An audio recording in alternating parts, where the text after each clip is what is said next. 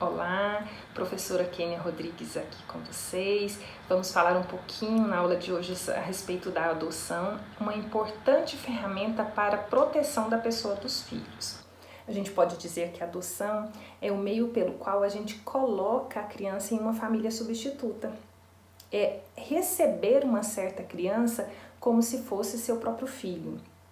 E a adoção, ela existe uma regulamentação em diversas legislações.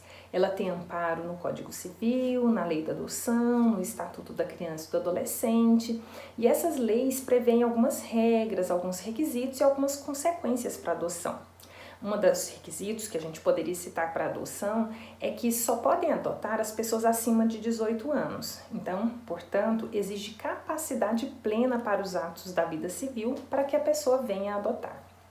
Um outro requisito é que é necessário ter uma distância, uma diferença de idade entre o adotante, o possível pai adotivo, e o adotado, o possível filho adotivo. Nesse caso, a legislação prevê que a diferença de idade entre os dois é de no mínimo 16 anos. Além disso, nós temos algumas regras que indicam pessoas que não podem adotar. A legislação prevê, portanto, que, por exemplo, não podem adotar os avós, os irmãos, porque eles já têm um vínculo muito forte com aquela criança. Então já tem um vínculo de ascendente de segundo grau, já tem um vínculo de colateral de segundo grau. Então não é necessário, portanto, ou não é admissível que haja adoção. Por outro lado, não tem impedimento para tios, primos, sobrinhos, o impedimento é só para avós e irmãos. Nós não temos nenhuma regra, nenhum impedimento que atrapalhe, que obste a adoção de pessoas em razão da sua situação jurídica, do seu status civil, seja solteiro, casado ou viúvo. Outro ponto relevante está relacionado às espécies de adoção. Nós temos a adoção prevista de acordo com o Cadastro Nacional de Adoção e nós temos a adoção fora do Cadastro Nacional de Adoção. Nós temos adoção unilateral e nós temos adoção bilateral. E aí eu vou comentar algumas dessas espécies. Em primeiro lugar, a adoção é unilateral quando essa adoção é só realizada por um dos cônjuges. Então vamos imaginar, uma pessoa tem filhos e é casada com alguém que não seja pai da criança. Se essa pessoa tem a intenção de adotar o filho do seu cônjuge, ele pode fazer uma adoção unilateral, em que vai haver a substituição só do pai ou só da mãe. Agora, a adoção é bilateral, quando a substituição vai acontecer de ambos os genitores, de pai e de mãe. Essa adoção bilateral, ela pode acontecer diante das regras do Cadastro Nacional de Adoção ou fora do Cadastro Nacional de Adoção. A regra do nosso ordenamento jurídico é de que a adoção será sempre feita pelo cadastro quando assim for possível. Esse cadastro de adoção estabelece que o Poder Judiciário vai organizar quem pode adotar, prevendo uma habilitação dessas pessoas. Então, os casais que têm interesse em adotar, eles vão comparecer perante o Poder Judiciário, passar por um processo de habilitação para adoção. Depois de aprovados, eles vão ficar numa fila de espera aguardando surgir crianças ou adolescentes para ser adotadas. Essa regra deve ser utilizada sempre que possível, porque ela garante uma maior transparência, ela garante o direito de que as pessoas tenham o direito à adoção de acordo com uma ordem de espera e ela vem evitar que haja qualquer tipo de negociação relacionada com as crianças ou adolescentes, as chamadas vendas de filhos. E aí, nesse caso, ela tem uma garantia maior de preservação dos direitos, tanto dos adotantes quanto dos adotados. Esse tipo de adoção é um pouco criticado pela burocracia, pela demora, por toda a estrutura do procedimento necessário. Nós temos algumas situações que é possível fazer a adoção fora do cadastro. Isso acontece, por exemplo, na adoção unilateral, que a gente já falou, vai acontecer também quando a pessoa que quer adotar, ela já tem um vínculo familiar com a criança ou adolescente, por exemplo, os tios, os primos querem adotar uma determinada criança, prezando pelo benefício de manter a criança no seio da mesma família, essas pessoas têm prioridade na adoção e não precisam passar pelo procedimento do Cadastro Nacional de Adoção.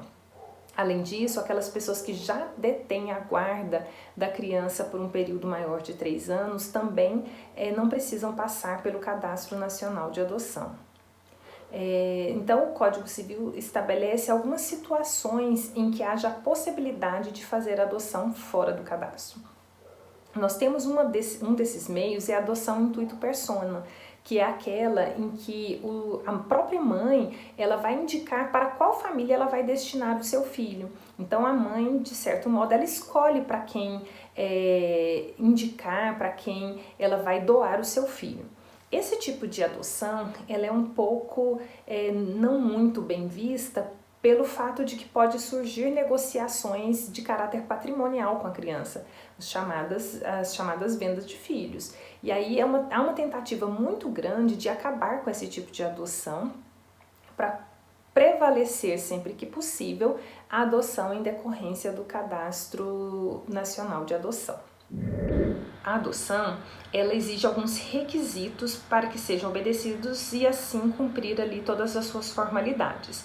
Um desses requisitos é a necessidade ou de concordância dos pais biológicos ou da destituição do poder familiar desses pais. Além disso, é necessário o respeito da idade mínima, é necessário a realização de um estágio de convivência em que a aproximação da criança ou adolescente a ser adotado com os pretensos adotantes, ela deve acontecer de forma gradual, em que primeiro essas pessoas se aproximam, elas se conhecem, elas convivem por um determinado tempo, até chegar ao processo de adoção em definitivo, para que haja uma adaptação tanto da família ao receber a criança ou adolescente, quanto da criança ou adolescente ao receber a família como seus pretensos pais. Então, há a necessidade do respeito desse estágio de convivência.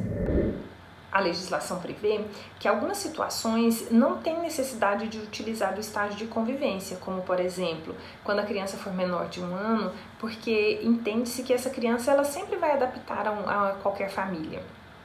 Porque é uma fase em que a criança ela está sempre receptiva a todas as situações, porque ela não tem uma reflexão, ela não tem como exprimir vontade e ela está muito vulnerável. Então, ela tem condições de se adaptar à família.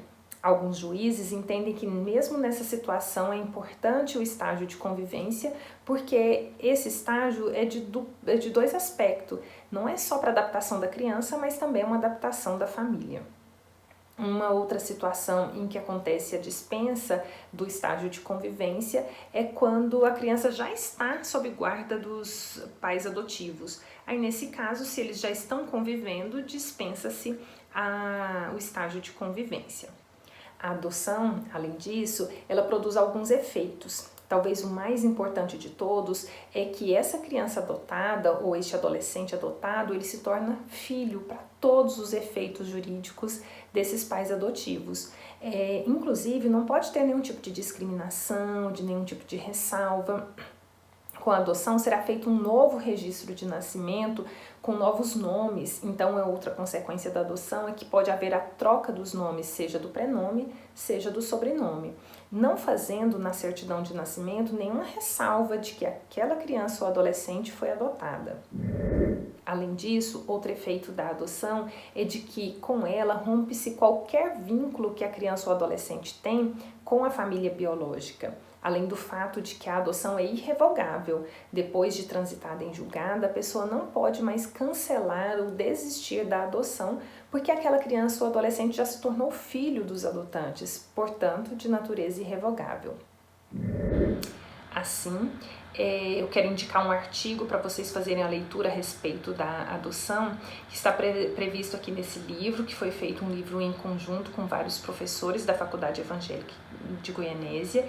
O livro chama Interface, que possui vários artigos e um dos artigos é meu, de minha autoria, que fala a respeito da adoção, do Cadastro Nacional de Adoção, e aí eu sugiro a leitura para complementar essas informações.